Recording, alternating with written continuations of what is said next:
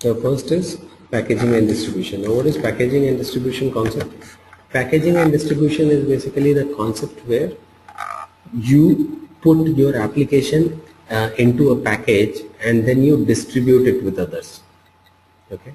So while we're talking about any application that contains several components, right? Like objects, fields, validation rules, some workflow rules. So there are a lot of things, visual force page maybe. So there are a lot of things which complete your application. So your application cannot be designed just with objects and fields. Right? It needs other things also. So those components, if you have to share with someone else, let's say Ravi has designed an application. Okay. Now it is on his developer org. I do not get that on my developer org, but I want it. I like the application that he has designed. So what I can do is, I can ask, hey Ravi, can you give me your application? I need that. He says, okay, fine, I'm okay giving you this application, please use this. Got this thing? So that is the packaging and distribution part of it. Alright, we are clear on it.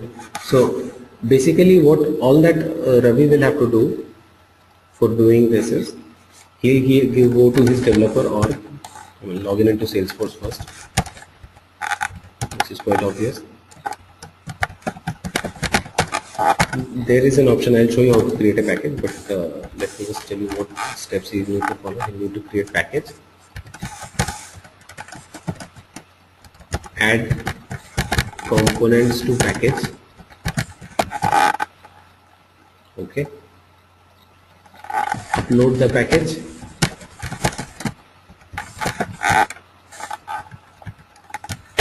okay. So once you've created a package, you will have the option of uploading the package. The moment you upload the package, you receive an installation URL.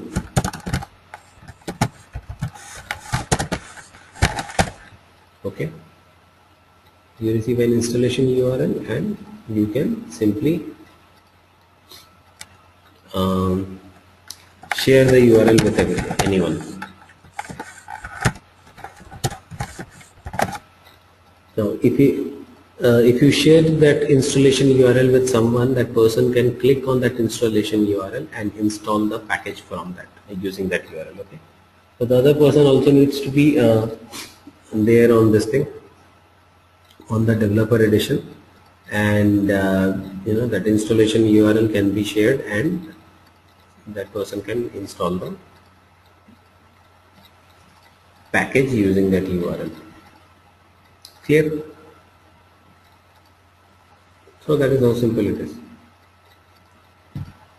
Now let's quickly look into this. So the concept is clear. So basically what we do is we just create a package, we add the components to the package, we upload the package, receive the installation URL and share the URL with someone. Now the other person who has the URL just needs to go and log in into his developer account or any Salesforce account, whatever he has. Click on the installation URL. The moment he clicks on the installation URL, the installation process will start and all those components will be installed on his Salesforce org. Alright, so that is how it's going to work. Alright, so if you have really designed a very nice application and you want to sell it to someone also, that also can be done. Right? The end user also need to have Salesforce instance to use those applications. Sorry, I'm not able to hear you clear. Can you speak a little louder? The other person or the end user need to have the Salesforce instance or Salesforce or to install and use that application. No, not that clear. One second. I mean, the person who is sending this application in the package, when he installs, so he needs to have a developer org or he has to have some. Yeah, he has to have some Salesforce org, right? Which allows custom objects and all that stuff. Standard object we are not sending. Using a package, you So are we not. can't make Huh? we can't make platform independent applications on Salesforce. Platform independent application. I think I'll talk about this after a few more topics. Maybe there we have some concept. You might get some.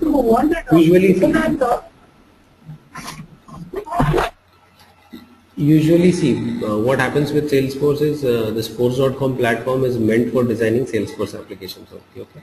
But still, there is one more concept, sites. I will talk to you regarding that, and then we will see, if you can think of a platform independent application using that concept, something which can be accessed without Salesforce environment also.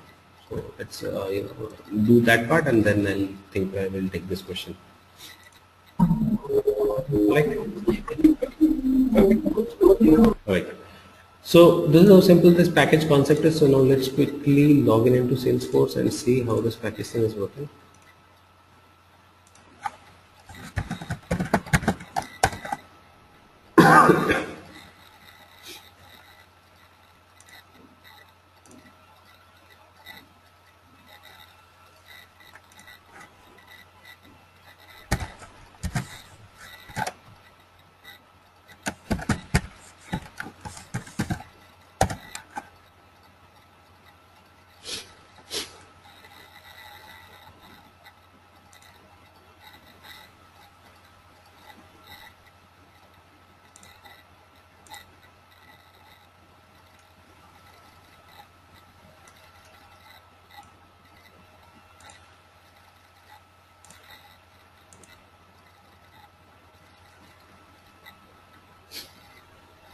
Okay. So here do you see my screen? Right. So for creating package, you just need to go to setup, create packages. Here's the option. Just click on new package.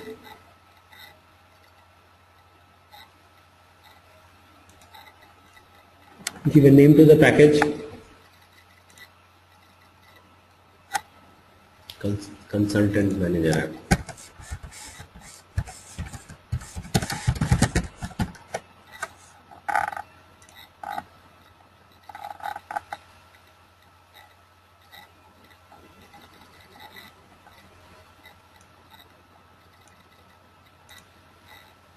Add.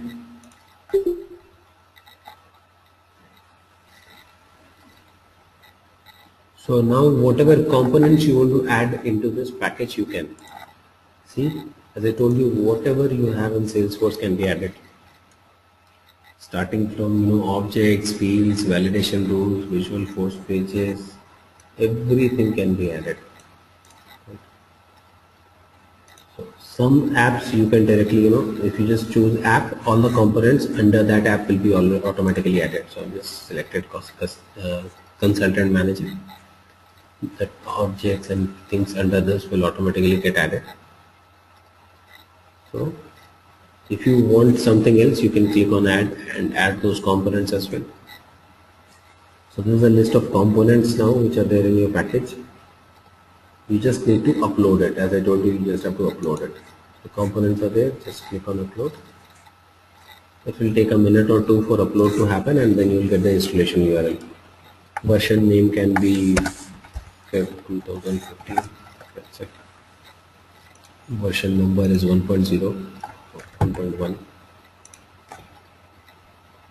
Okay. All right. Now, in case, see, this package concept, some of the people use the package concept for selling their apps also, right? So that is the reason why this version number, version name, and all that stuff. So if you are basically into designing applications and selling them, you might have some release notes. So where can they actually go for the release notes? So you can define a URL, let's say a URL on your website which has details of the release notes and the post installation instructions. So if there are any post install instructions that they need to follow or understand, if you have those defined in some URL, you can mention that URL there. Okay, so that's it. You also have an option of controlling this using password, so that people only the people who have the password they are able to access it. So I'm not putting password in this case. Let's upload it.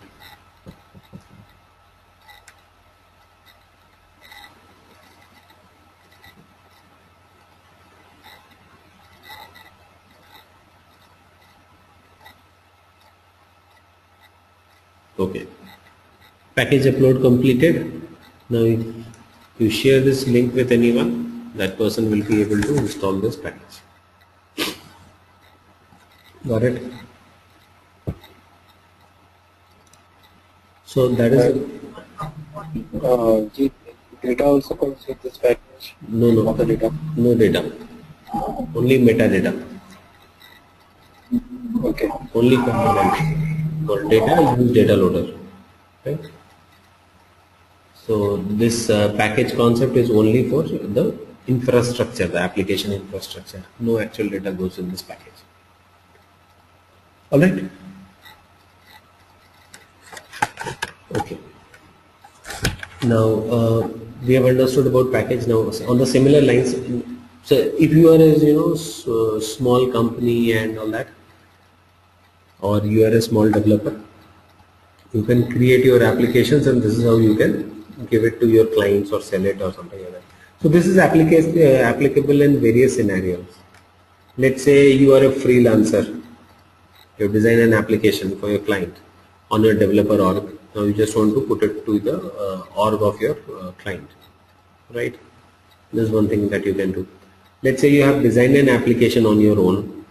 You try to show it to some client. The client likes it and says, okay, fine, you give it to me, I'll give you $10,000. Then you just give the installation URL to the client. So this is how it works. Okay. Other way you can sell your applications is on App Exchange. One question, Jeet. What if there is any object that already exists with the same name? It will give you an error that this object already exists. Okay, so do they have an option of changing the object name or no? You can change. Oh. Fine. So like you already have a consultant. Okay, so you can then still allow the other one to get created as consultant 2. Okay, so the other object will be renamed. It will tell you that okay, fine, this name is already existing. So what you can do is you can go back and change the previous object name, and then this will get installed. Got that right? So once you edit the names, it will tell you that these are the names matching. Once you go back and edit those names, this will get installed. Right. Now the other thing is App Exchange. Okay. Are we aware of what is App Exchange? I think we have talked about it earlier also. At some point of time I told you about App Exchange. No? No idea? Yeah, it's like a place to share and exchange applications in open market. Most of them are free and some are paid. Yeah. So this is marketplace for Salesforce apps. This is where the companies who are into app designing and selling apps business, they come and sell their apps. So this is App Exchange, right? Now for App Exchange, what basically basically what happens is you have before you can start putting some apps on the App Exchange, there is a long procedure that you'll have to go through. First of all, you'll have to be a partner company. Secondly, then you'll have to design the app. Then you'll have to get it approved by the Salesforce App Exchange team there, and then you get into an agreement, because that is a marketplace which is maintained by Salesforce.com, right? So you just cannot design an app today and tomorrow you cannot put it on App Exchange and start selling, right? So only the partner companies with certain agreements, there's that, all that stuff, they can go and put their apps on the App Exchange, right? So that is there. Now this is where we are.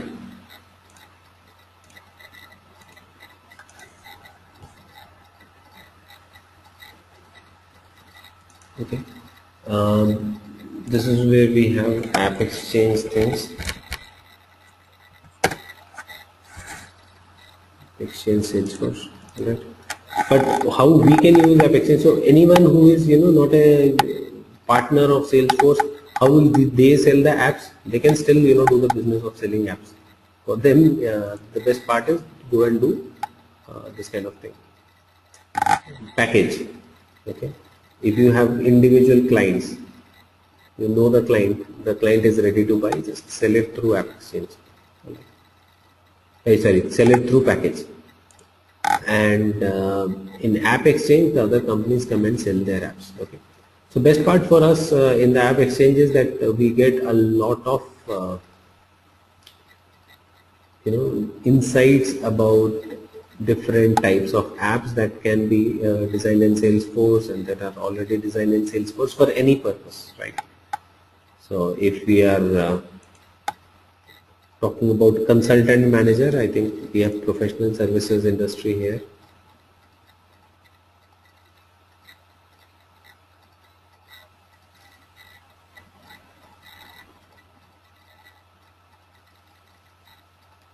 See, cloud, time and expense plus, project management, time card, project management. Okay, some of them are free, as Ravi rightly said. So if you do not have that much of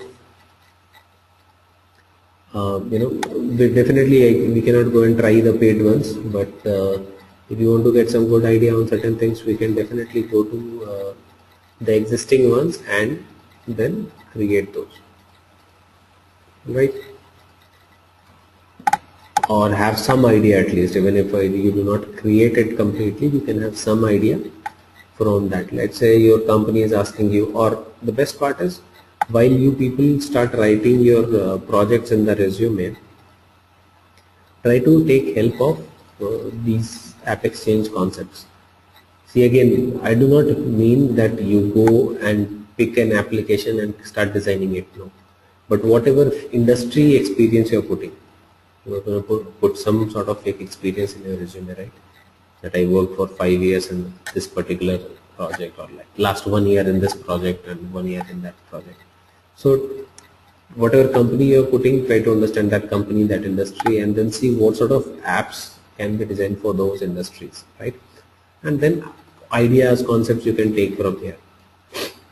Okay, so if you put up professional services, then they have project management app, they have time and expenses app, right? So you can talk on those lines that I was actually in this and we used to manage time and expenses on this, and then you can make your own story, right? So this gives you enough stuff for your resume stories. Okay, so this is a good place to be. And once you get selected, also once you have started working with your clients as well, App Exchange is a place which will keep on giving you unlimited ideas. Okay. All right. So this is one thing. So the App Exchange concept is clear. Now I'll go into the third concept, which is sites. So what is a site? Site, as we know, it's a website, or place which, or a page which is accessible publicly, right? So Salesforce allows you to create a site which can be accessed by anyone, even if that person does not have a Salesforce login ID password. Okay. So sometimes, let me come through an example so that you understand. Sometimes, let's say you want your end users to view some data. Let's say you are a recruiting company, okay, and you have an object for jobs, where all your jobs are listed, right? Sometimes it may happen that you want people to see the jobs so that they can apply. List of jobs, you want people to view those. Okay, so when you want people to see those jobs listed in your company, then what you'll have to do? You'll have to, because for everyone or for every person who is applying for jobs in your company, you cannot create a Salesforce login ID password, right? So what we have to do, we'll have to make this jobs object or the data in the jobs object public. So when I say making public, I definitely have to give some location for it or some site or website or URL so that people can access it from there, right? So this kind of concept, if you have, Salesforce provides you a something called site. Okay, the site is a simple concept. Salesforce registers a subdomain for you. Okay, Salesforce registers a subdomain for you. Okay, and then you can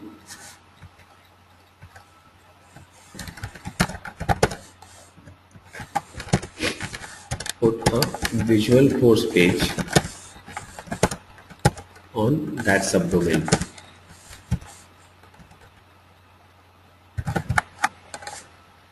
All right.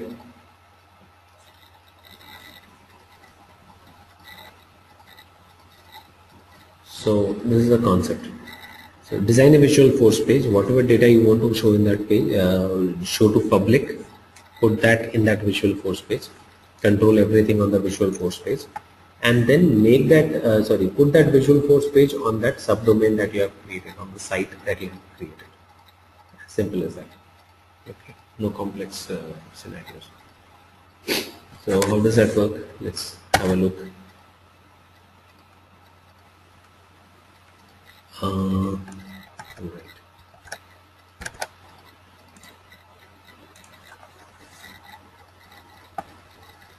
Go to setup, develop sites. Okay.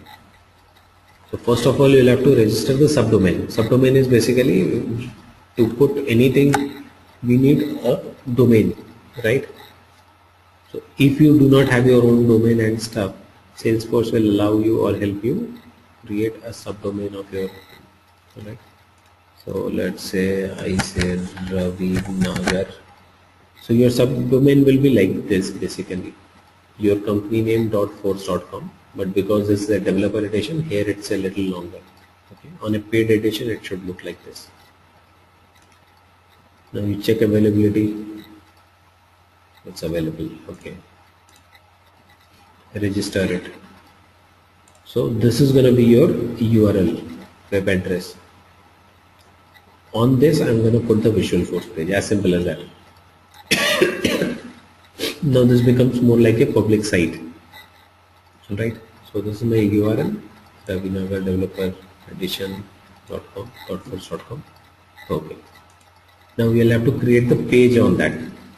So domain to registered, now you have to create the page. Just click on new and pick any visual force page that you want. Alright. So let me just see which visual force page will be right for this.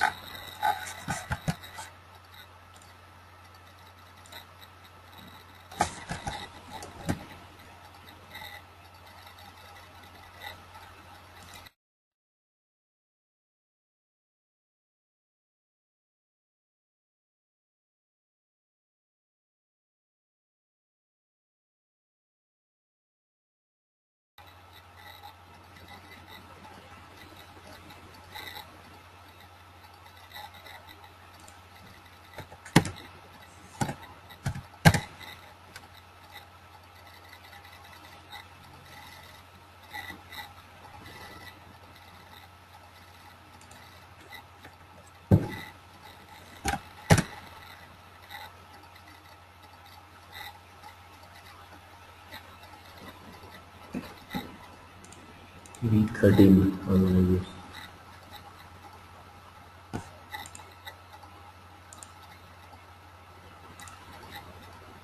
Okay.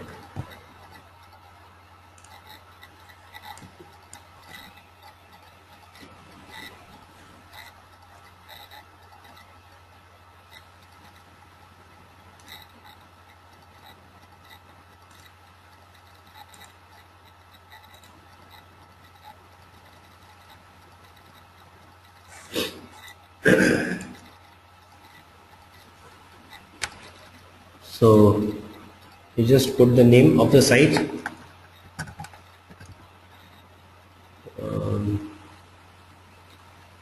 Label I put it accounts.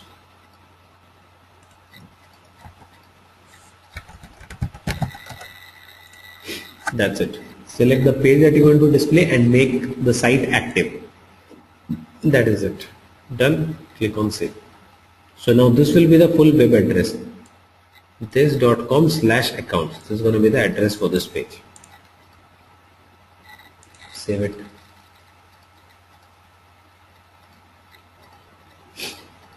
So once you have done this part, once you are done with creating the domain, I mean I have registered the domain, I have created a page and I have selected a Visualforce page for that. There is only one more thing that I have to do, which is the public access settings. So what I want to do is, I want to, in this case I am actually trying to display accounts to people, right? There is an accounts page now, so people should be able to see the accounts data, right? So that you have to go and define here, that what data you want to display on that page.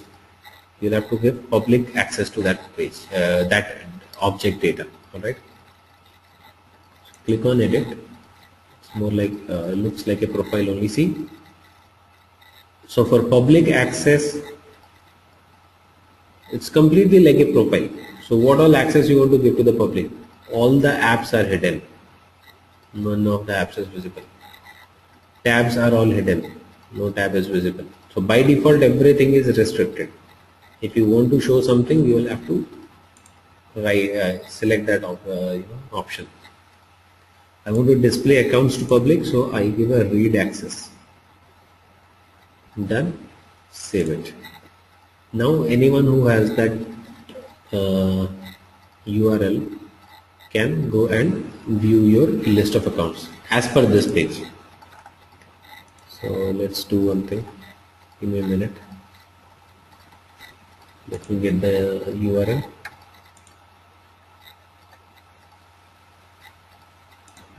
Sites.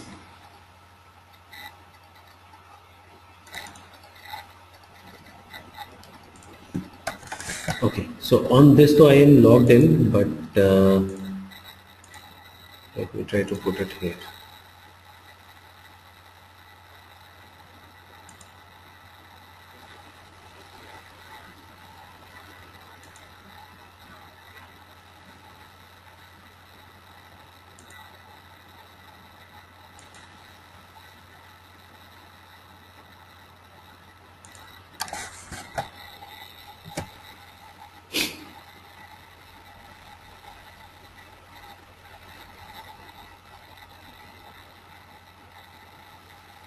See, so this is a different browser and here I am actually not logged in, but still I am able to view this page. See, channel accounts, direct accounts. So anyone can now have this link, can access it. Okay, so it has become public now. All right. If you have a question, can the end user create an account from here? Yes, he can. But for that, you should have created the Visualforce in that way that okay, you give a create button or something. Secondly, you also have to give in the public access setting. You will have to give a create access on the account, right? So, for example, you want to display jobs and you want to receive applications. Application is one more object. Then what you can do is you can just give a read permission on the jobs, because let me consider the same example that I was talking about. There is a recruiting company. They have a jobs object and they have an application, job application object, let's say.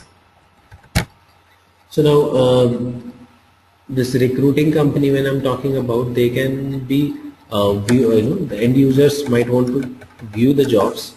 And there's something that you don't want people to create. Job is something your internal team should create. So just give a read permission for jobs.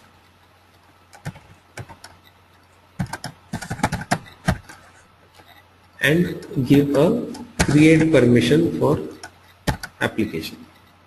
Got that? So that is how it can be done. on the Visualforce page. Clear? Please let me know if you have any questions on the site. Any doubts? Alright. Now, coming to what Ravi was asking a little earlier, platform independent app. Okay, so Ravi, would you like to elaborate a little more when you say platform independent? What sort of an app you are talking about? Like I was talking about, the users who don't have any Salesforce account or any Salesforce experience can use that application. Yeah. So now the thing is that if we look into the sites concept, if we start understanding sites concept, then don't you feel from here, I mean, for Sandhya also, it is important for us to understand using sites also we can design a kind of a little small app, because here people do not need access to Salesforce.com. So this becomes a kind of a web application for your end users, right? They can search for the jobs. For example, you created a Visualforce page, there's a button, show me the jobs. They put some criteria. I could have had a small search button here. If they are looking for a Java related job, they can click on that, see all the jobs. Here you can have another button which allows them to make their entries as application. So that sort of thing. So basically using this site concept, you can design that sort of app. Alright. Usually with this developer edition, you are able to create only one page. Okay, only one page can be designed. It will not allow you to create a second page. So that's the restriction with developer edition. But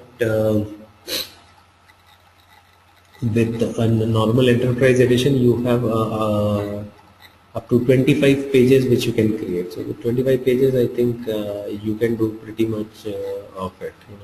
It's quite a lot which can be done using those 25 for these site pages that we have. So that is how it can be done. Can we create a mobile app? See, whatever you are creating on Salesforce is by default mobile. So, once you start logging into Salesforce, so you are talking about mobile app for the actual Salesforce apps where user log in, or you are talking about this website? Yeah, just website or just one single app application in one mobile app. Okay.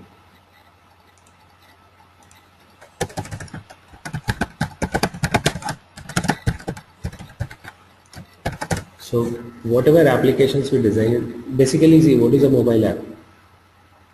They, a company which has a certain, let's say, a website or something, and that company does not want their people browsing things on mobile. For them, they don't want the same website to be used, because usually the desktop websites are heavier, right? And if you have access to websites on mobile, you must have seen that it takes a lot of time for those web pages to get loaded. And secondly, the structure of a desktop and a mobile is pretty different, right? So in mobile, you just need to put in the most important things and remove everything else. So, the companies basically what they do is they try to create that sort of applications which can be installed on their mobiles, and user interface wise those are better, those are lighter apps, and access of the user is easier. Alright. In Salesforce, whatever application you are designing, you don't have to go and create a mobile app for that. Okay, so the basic concept is there is a mobile app which is called Salesforce One. I think you guys have seen that a lot of places. I think on our developer edition also they keep on advertising that every time.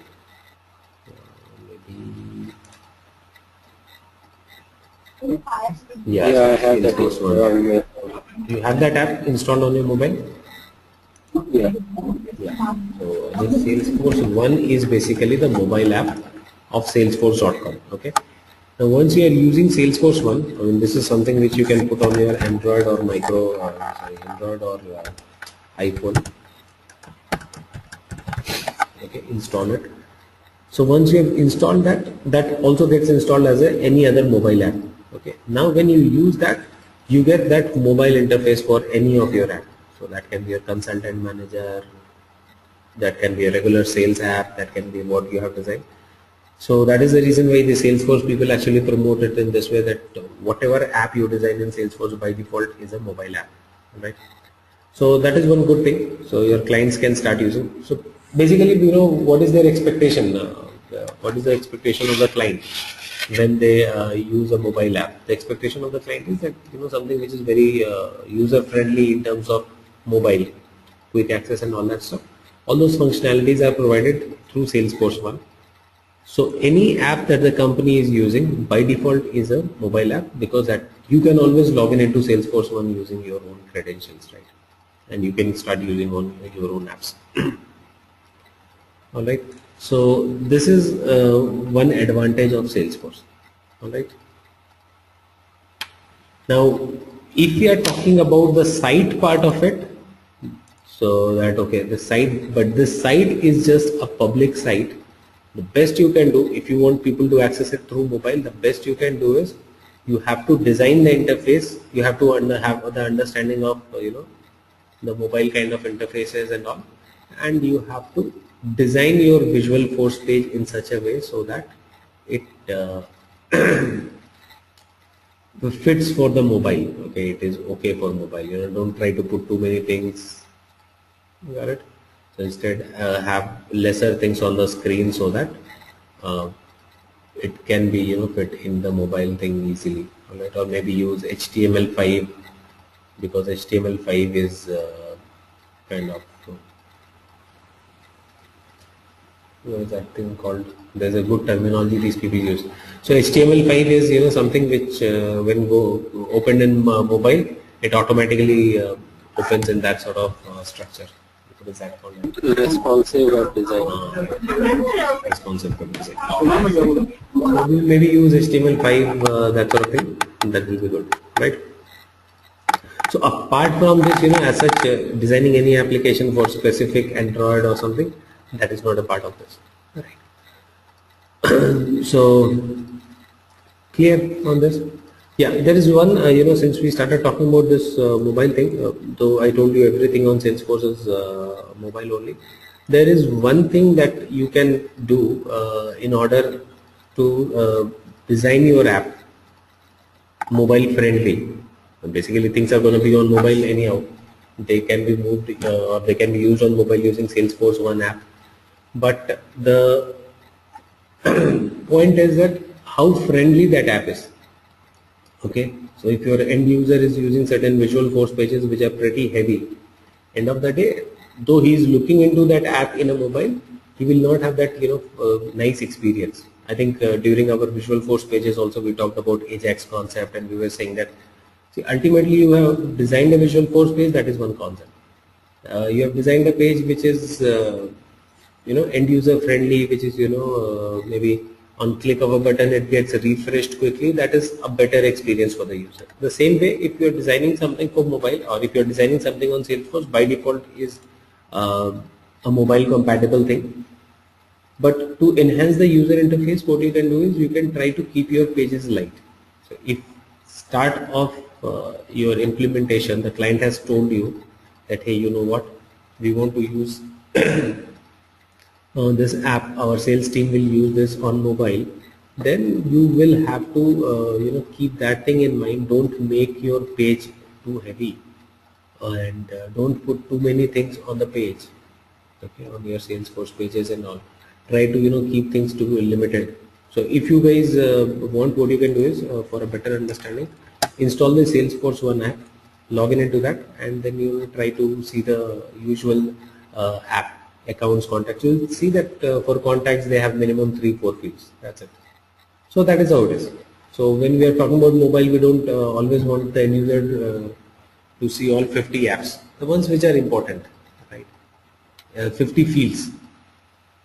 If there is an object which has 50 fields, you necessarily don't have to show all those 50 fields to the mobile user, right? So if you are specifically designing something which the end users will use on mobile, just keep these things in mind. All these Visualforce components, something like Apex page block, Apex page block table, these are comparatively heavy components, because they by default have their own CSS attached to them. Okay, so this is just a small concept, I mean, that you can keep in mind. So if you're designing something for mobile, let's say there is a Visualforce page that you're designing.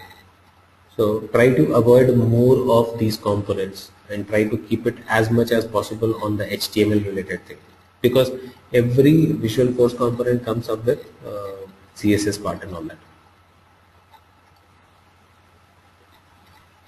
Alright? Okay.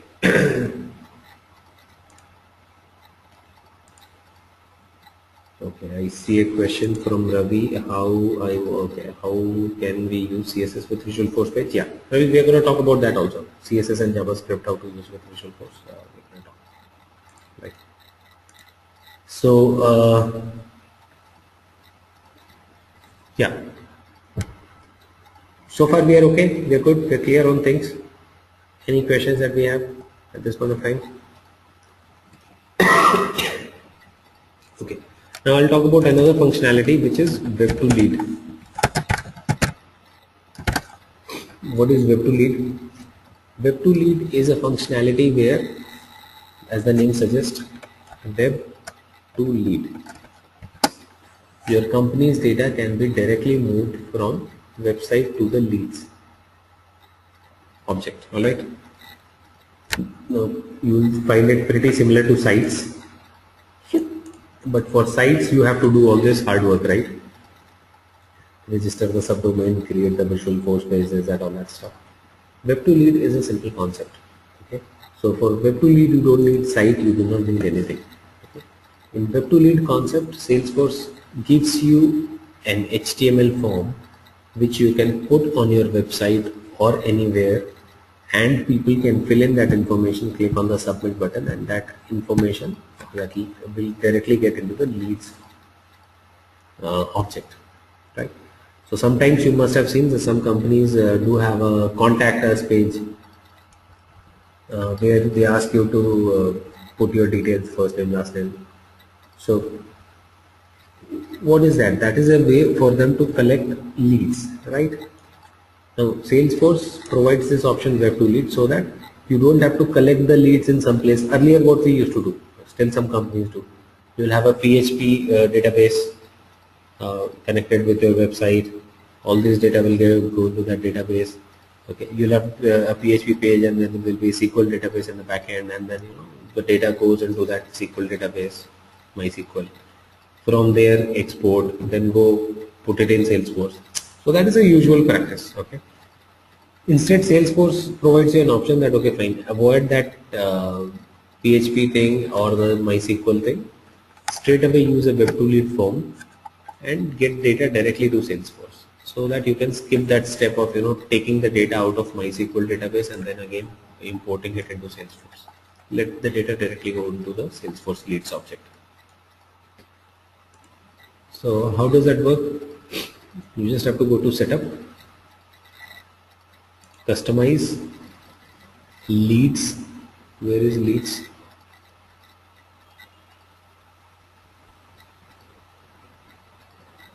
Here it is.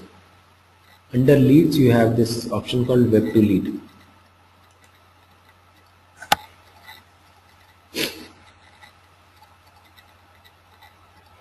Okay. And there you can create a Web2Lead form.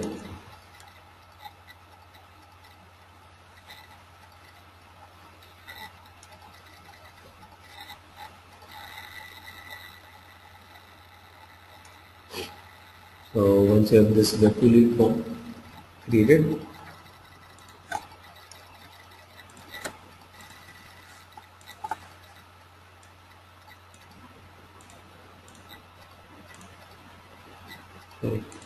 whatever details you want in that form, like mobile, email I want.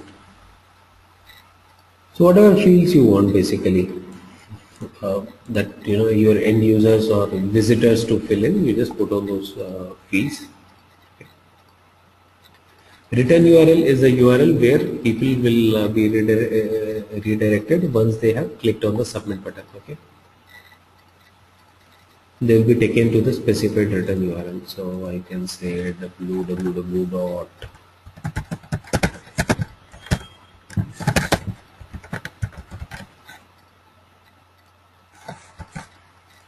I click on generate.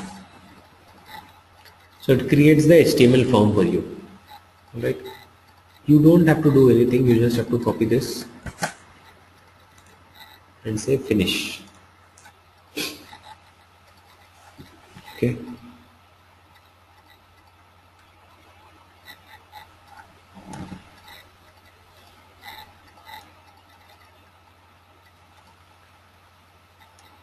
That's it.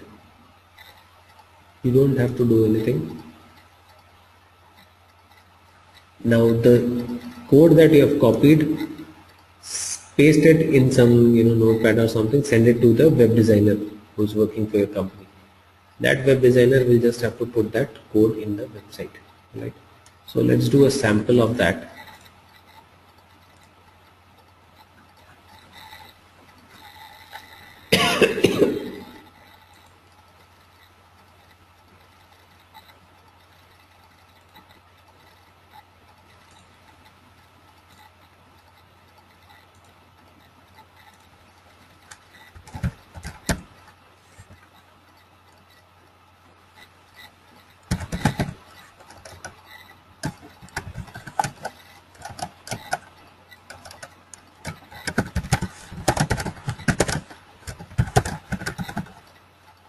Let's say you are my web designer. Okay, so I've sent you the code. Just go and check your email. You have received the code.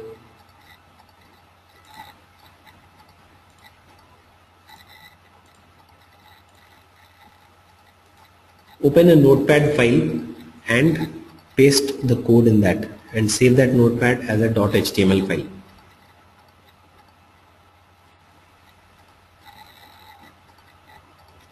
Copy the code.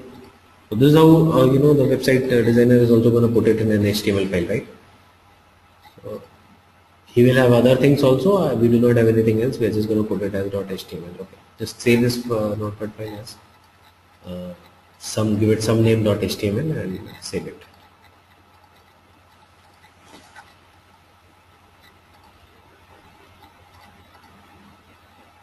Okay, now let's open the HTML file. Let's see if the data is actually getting into Salesforce or not. Open your HTML file and enter that, put some info, first name, last name, whatever of your choice, and we'll see if the data comes into the leads table actually or not.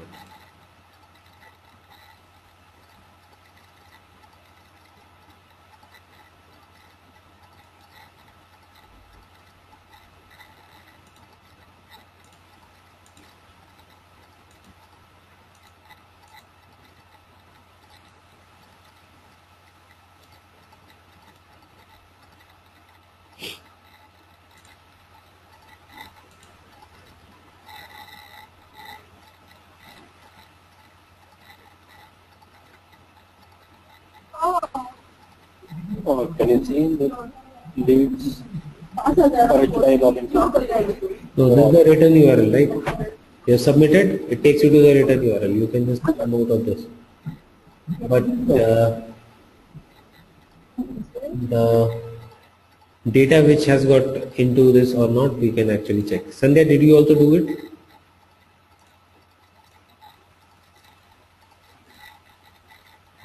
Yeah, I'm able to. You are able to enter some data into it? Okay. No, I'm still trying. You're facing any difficulty? You want any help on that?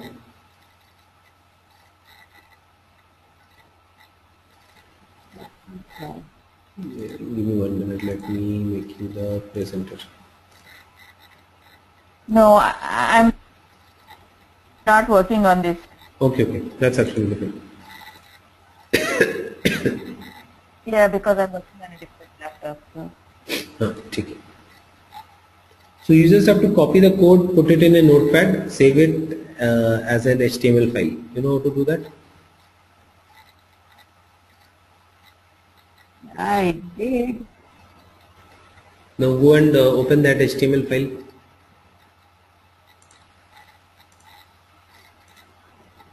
But somehow it is still opening in Notepad. Because you did not save it as .html. Hey Ravi, can you quickly show her once again? Maybe with a different name. Yeah. See, this is how your Notepad file should be. Go, save as, and put some name .html. Okay. And then save it, and then go to that location and open that file. So that will show you an HTML icon. Now you can double click and open. Yeah. See this? How it opens for Ravi.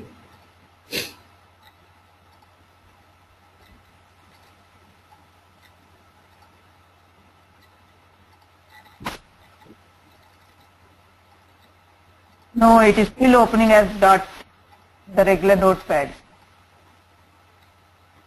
You saved it as .html, right?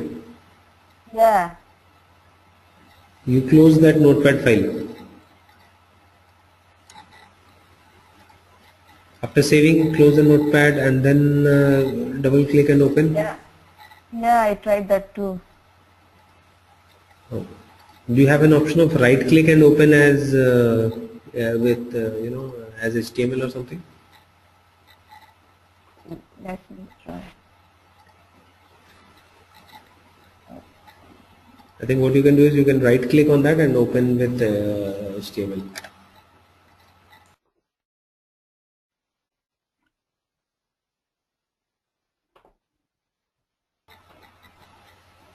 Yeah, something the way Ravi is showing. So you can right click and then say open with whatever. I tried that too. So then your file has not got saved in HTML format. Yeah, because it is showing as like sample.html.text. Oh, okay. So I think that is the problem. You just have to make sure that it is getting saved as sample.html. Right. So that's something that we have to do. Okay, I will work on Yeah, it. you can do that later. Yeah. So if that part is done, I think you will have the form and then you can enter the data. So basically, the concept is to understand how it works. So Ravi just entered some lead now. Those are today's leads. Test HTML, stf@gmail.com. This is what you entered, Ravi? Yeah. Fine. So anyone who is using that form enters some data that directly comes to my leads now. So that is something which my customers might be filling, and that information will directly come into our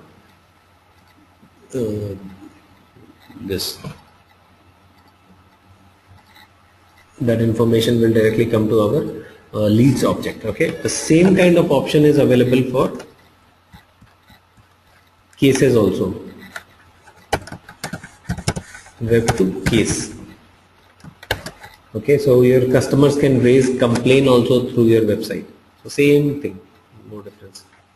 Okay, so the same thing is available for web to lead and web to case. So for leads and cases, they have given default options. You can straight away create the form, generate the form, share it with your web designer. Web designer will put it on the website and people will come put the information that goes directly into Salesforce. Okay. For other objects, if we have to do, then sites. We have the option of sites, right? So we are almost able to connect anything, any object with our database. Okay. But for leads and cases, it's pretty simple for us. We don't have to do anything. You don't even need to be a developer or have any understanding of a developer. You can simply do it. Even an administrator knows how to do that. Yeah, but for sites, you definitely have to have understanding of Visualforce and everything.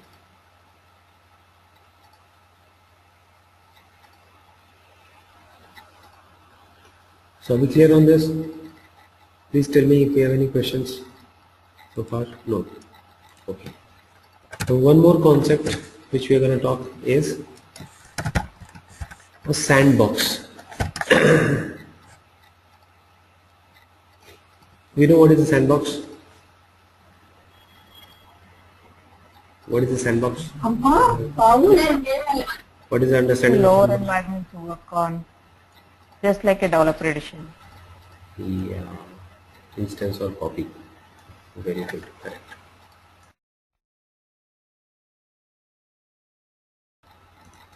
So a sandbox is basically the environment, usually a trial or test or environment where you can develop or do the testing. Okay, as you guys already said. So this is usually a connected org. Okay, so this is something which is connected to your actual production environment. So you can have your developer org and you can have a production org. Right. So with this developer edition that we are working with, currently we are using our developer editions, right? Developer edition does not have any sandbox concept because it already is a test org. So they do not give you any sandbox here. But on your paid editions, you will have the sandbox concept. Okay. So because we do not have that sandbox thing on developer org, you might not be able to do the entire stuff and check it. But it's pretty easy using a sandbox. So there are a few facts or there are a few things which you will understand because from the perspective of an end user, using a sandbox and using a production does not make any difference. Looks pretty similar, not pretty similar, completely similar. As you said, instance of the actual environment, right? So completely looks like that only. Okay, so there are a few things which I want you to understand about sandbox which you need to know, and for that you don't even need to have a sandbox access or something. First thing,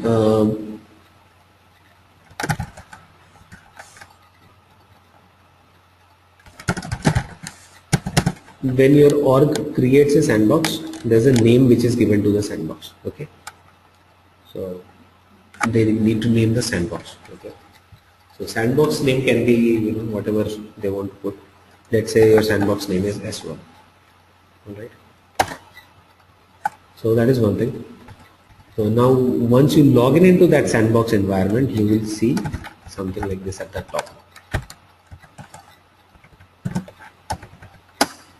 Got this? Like here you will see sandbox S1. So if you're logged in into that sandbox, okay, so that the end user understands whether he is in sandbox or he is in production. So this is the only difference. This is where the difference will be reflected. Okay, so every sandbox needs to have a name. While your administrator or developer creates a sandbox, he names it something, and that name appears at the top. Okay. That is one thing. Now logging into a sandbox. While you're logging into sandbox, you have to take care of two things. One, URL for logging into sandbox is test.salesforce.com. So you don't log in into salesforce.com, you log in into test.salesforce.com. That is the URL. Okay. So if you try on salesforce.com with your sandbox name, it will throw an error. Okay. And your login ID will also get changed for sandbox. It will be login ID or username basically. Your username will change to your actual username dot sandbox name. So let's say your username is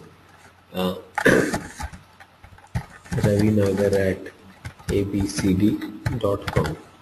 So for sandbox it will become .s1. Got it? So this is what your username will become. Got it? So let's say your actual username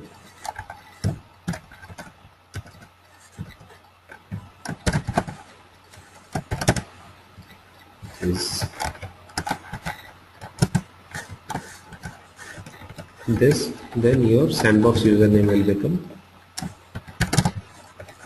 ravinagar@apcd.com.s1. Okay, so URL will be this, username will be this, password will be same. Okay, no change in password.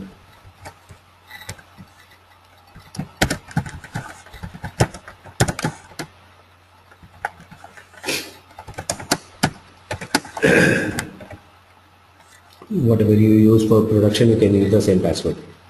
So this is one thing that you need to know. So how to log in into Sandbox. Now, once you get into Sandbox, then you would, it does not make any difference for you in terms of, navigating through things, creating, setting up things, everything happens in the same way, right? Now we understand why we use Sandbox. We use Sandbox because some development activity can happen in the Sandbox and then that can be moved into production, right? Once approved, once it is tested, once we are okay with the functionalities, we move it to production, right? So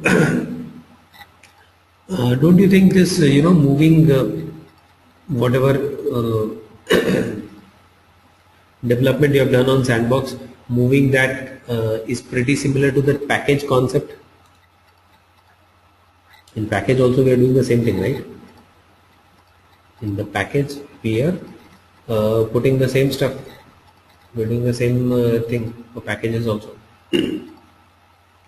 So basically what we do is, how do we move it from a Sandbox to the production? Whatever change, let's say you have created an object in the Sandbox, now you want to move it to the production. How will you do that? Okay. So first of all, log in into Sandbox.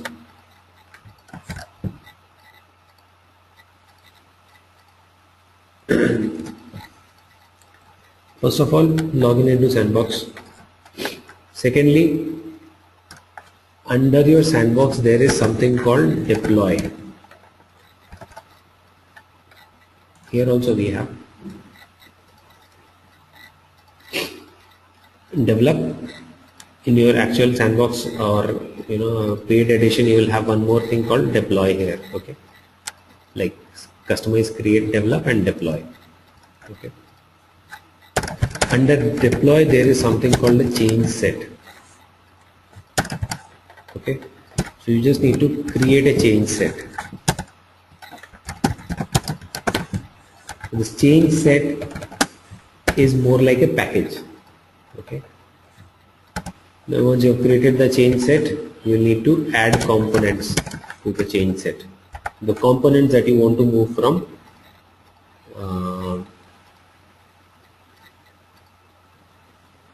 Sandbox to the production. Okay, I see a question from Ravi, says how do we practice on Sandbox? Yeah, Ravi, so it's difficult for you to practice on Sandbox as such. So for that reason I am explaining these steps. Please understand the process very clearly. I don't think that you need to practice as such on Sandbox, because it's not again something which is very big, which which has 100 different ways of doing it. There is just one simple concept. If you remember the steps, you in your interview you will not have any question beyond this. Okay, so let's understand. It's pretty simple. So the way we talked about packages, the same concept is applicable here. Okay.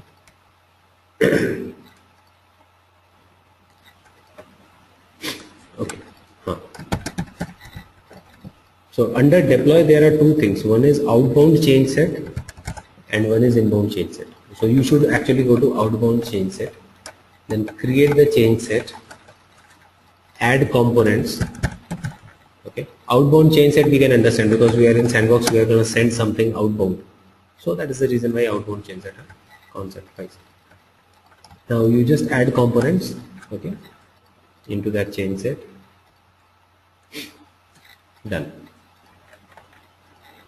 Okay, so this is an outbound change set. You have added components, your job is done. Now you have to go to your production environment, log out of Sandbox. If you are the one who is doing it, doing both the stuff, if someone else is doing, then he will basically log in into the production. So now the other part is on the production. So it has already been delivered, courier sent from here. Now the courier has to be received on the production. So in production again, you just have to go to deploy, Then you have to go to inbound change set. So there is something called inbound change set. Now once you click on inbound change set, you will see this change set appearing here. Let's say your change set name you gave set 1. Okay, so you will see on production this under inbound change set, you will get to see this thing. So if there are multiple inbound change sets, all those will be listed there, right? You'll be able to see that change set. Okay, you just have to select the one that you want to deploy and you have to validate that one. So it's not that someone sends it from here and it automatically gets deployed on the production node. So in production, the administrator will go click on deploy, click on inbound change set, select the change set, and he will validate that. Okay, fine, I am okay. Once validated, all components are installed. So no difference, in the process as compared to that package thing. The only difference is package is used for 2 different orgs which are not connected. Change set is used for 2 connected orgs, right? The sandbox and production are connected orgs. So that is the only difference, no other difference. Tell me, are we clear on this? So this is it. So if you know these, terminologies, and if you know this process, I don't think interviewer can ask you any question beyond this. All right, you know what the sandbox name means, you know how to log in into sandbox, test.salesforce.com. You know the process of deploying. So outbound change set, create that outbound change set, put components into that, go to the production and receive it as an inbound change set.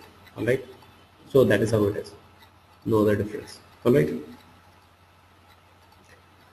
so that's about the sandbox and production, sandbox thing. There's one more concept that I want you to understand related to sandbox, which is what are the different types of sandbox.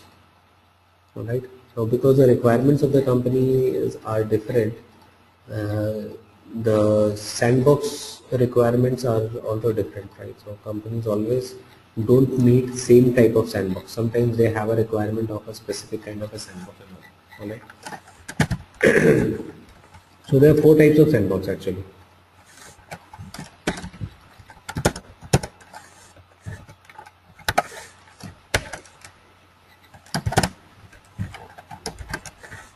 So one is a developer sandbox, one is a developer pro sandbox,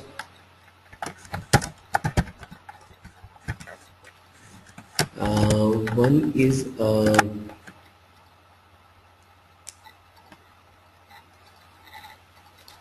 what is that called? Partial sandbox.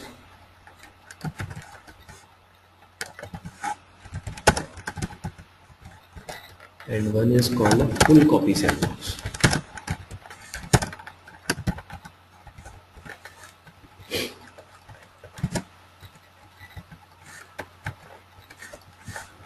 So we have developer sandbox, we have developer pro sandbox, we have partial sandbox, we have full copy sandbox. So what is this developer sandbox? Developer sandbox is where you can put dummy data, the data that is there in the sandbox, because in sandbox also you need some data, right? So this is the data is sample data and with a limited storage.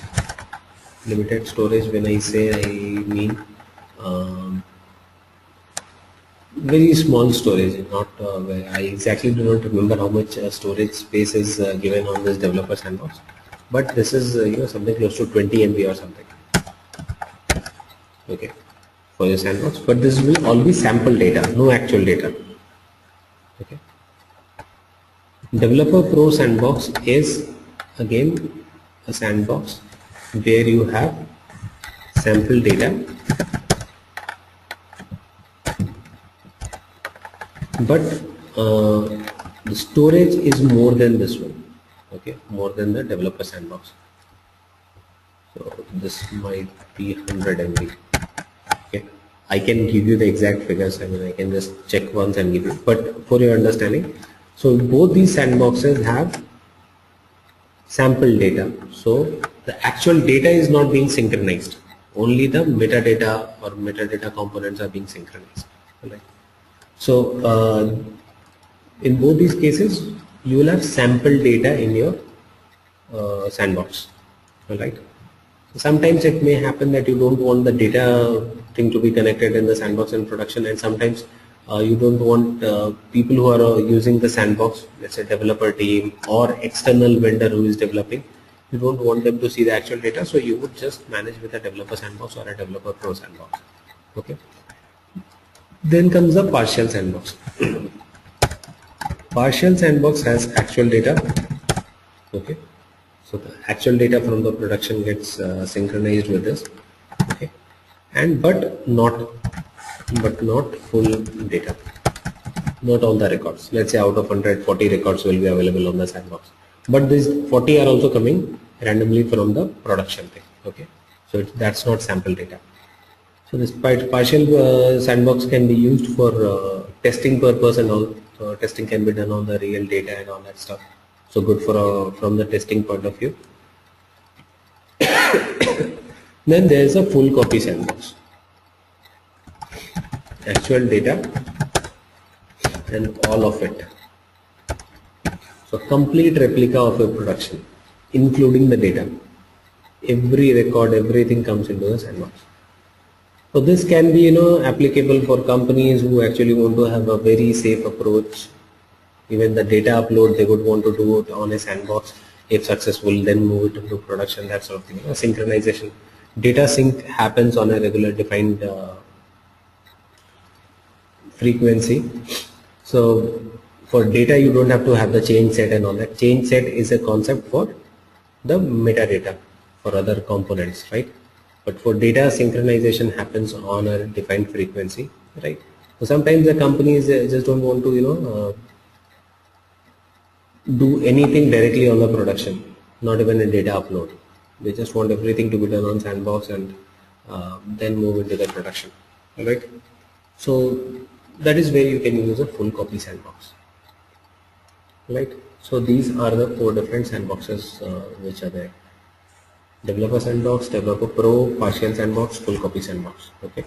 The most common is this one. Okay. Who is responsible in doing these replications to full copy sandbox or partial sandbox? See, your full copy sandbox synchronization, who is responsible? As you are talking about administrator or developer? Yeah. Admin, usually. This sandbox, though we need to understand, but administrator is pretty much, capable of handling these things. Like, the data synchronization or something like an inbound change set that he has to receive. So those things administrator should be able to do. Usually not expected out of a developer only, but yeah, sometimes we need to do those as well. And also that add components. So is that I have to remember each and everything, whatever is modified? Example, like I worked on number of objects or number of fields and number of reports.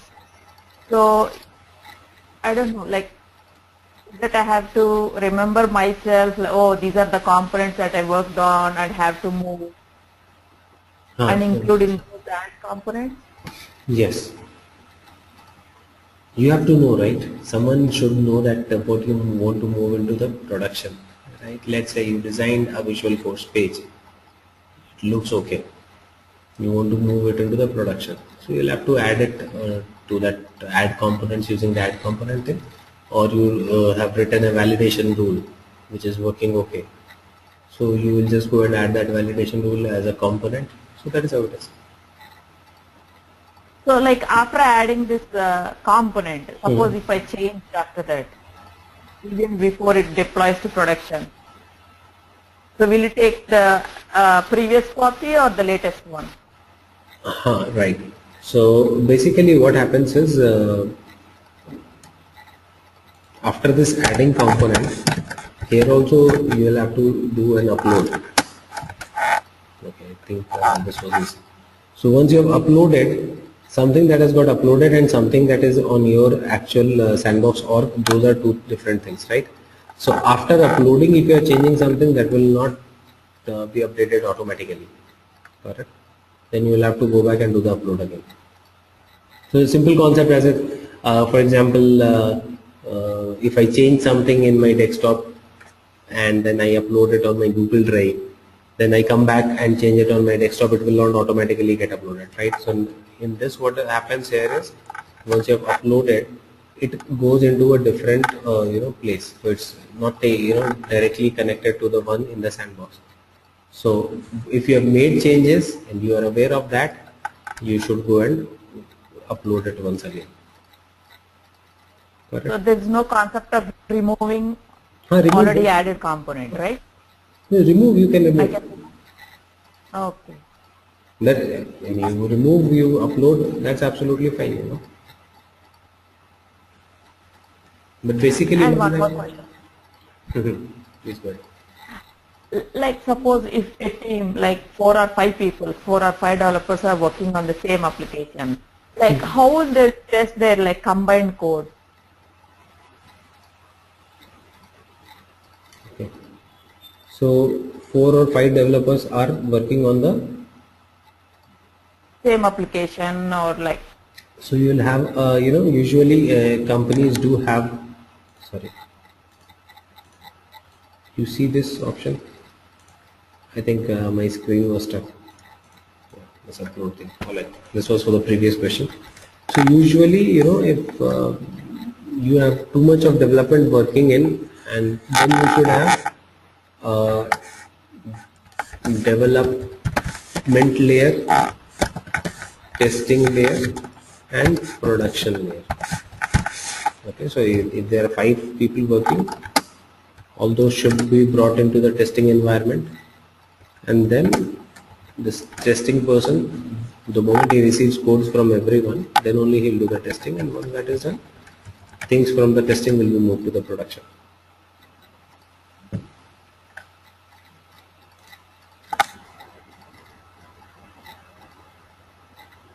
okay. Alright. Right. Okay. Do you have any other questions? So basically what I was suggesting in the last question that you were asking, that can we add components, remove components. So for you guys to have a better idea on this, as I told you, the best part is if you work with packages, you will more or less have the entire concept. This exactly works as packages, just that the name is different. Okay, so if you know this process and if you have done something on package, whatever can be done on package, the same way things work on sandbox also, sandbox and production. So the same concept, right? In package also we are dealing with 2 different orgs. Here also we are dealing with 2 different orgs. So that is the thing. So if you have any doubt, you can refer to your packages knowledge. Okay. So if you have created package, uploaded package, removed package, you will understand how things are working there. Same way things work in the sandbox production thing also. Alright. Okay. So I think that is what we are going to discuss today. So we talked about quite a few things today. We talked about the packaging and distribution. We talked about App Exchange. Then we talked about sites. We talked about Salesforce and mobile. We talked about web to lead, web to cases, and then we have talked about sandboxes. All right. So that is what we have done. Right. So please go back.